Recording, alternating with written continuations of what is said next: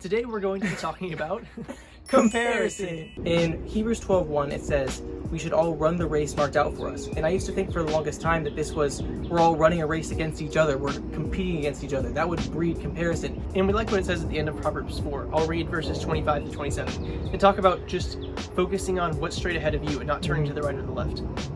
It says, "Let your eyes look straight ahead. Fix your gaze directly before you. Give careful thought to the paths for your feet, and be steadfast in all your ways.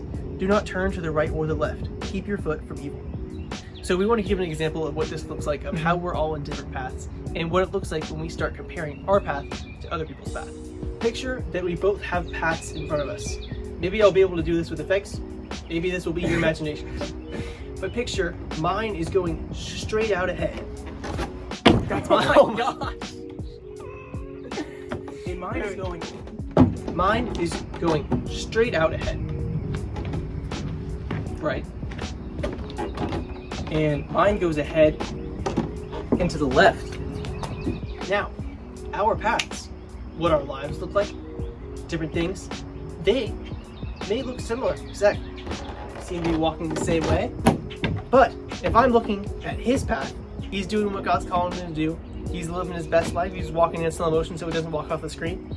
I start to go after him because I'm trying to follow what he's doing. I'm comparing myself to him. I think I need to be more like him. Now I've strayed off of my path, and me trying to do what he's going to do is only taking me further off of what God had called me to do. And I'm also not even going to be doing as good as him on his. I'll be behind him because you can't do what God's called somebody else to do better than them, because he called them to do it. He can call you to do it. He called them to do it. But if instead I'm able to see that he's going this way, but that's not what I'm focused on. God's called me to go this way. He's focused on doing what God's called him to do. I focus on doing what God's called me to do. And we're both going on the path that God has for us, using our gifts and not worried about the person that is next to us.